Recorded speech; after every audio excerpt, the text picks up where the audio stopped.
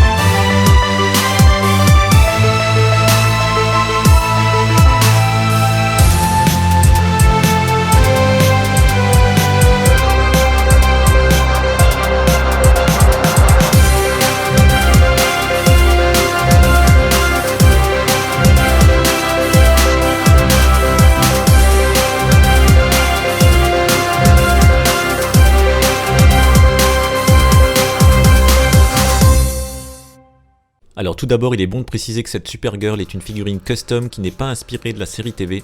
Elle n'a donc pas les traits de l'actrice Melissa Benoist. Alors il n'y a pas des centaines de résines de Supergirl sur le marché.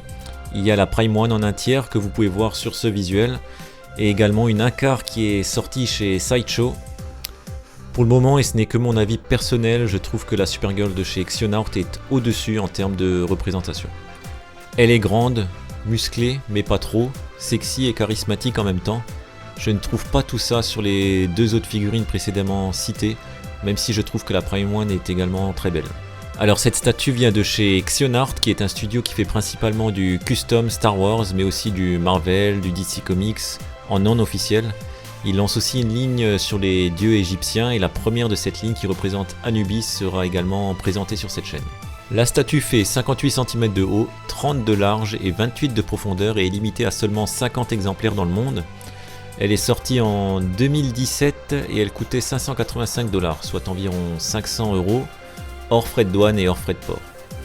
On devait donc être aux alentours de 700-800 € tout compris. Aujourd'hui, les quelques-unes que j'ai vues en vente se situaient plus aux alentours des 1200 €. La réalisation et le paint sont parfaits comme très souvent avec ce studio. Pour un studio non neuf, ils produisent vraiment un travail de qualité. Vous trouverez en description le lien de leur groupe Facebook si vous voulez en voir plus. Il y a, comme vous avez pu le voir, deux têtes alternatives, la première avec une expression assez simple mais charismatique, et la seconde en mode plus vénère avec le light-up dans les yeux qui est très sympa. Cette seconde tête est alimentée avec 3 piles LR41, donc c'est des piles que vous retrouverez généralement dans vos montres. La base est représentée par de la glace parsemée de kryptonite, dont celui du centre sur lequel repose le personnage s'illumine via une alimentation USB. Le rendu global est vraiment excellent. J'ai deux petits points négatifs, même si c'est franchement des détails. Les cristaux de la base qui ne sont pas aimantés, donc il faut faire attention quand on déplace la figurine en un seul morceau. Et le light-up de la base qui aurait pu, à mon goût, être un peu plus lumineux. Voilà pour cette Supergirl. Le prochain unboxing sera un nouveau de chez Xionart et ce sera du Star Wars. Et comme promis, entre temps, je vais vous faire une petite vidéo de présentation des précommandes que j'ai en cours. Voilà, j'espère que cette vidéo vous aura plu. Si c'est le cas, n'hésitez pas à vous abonner, à liker et à la partager surtout.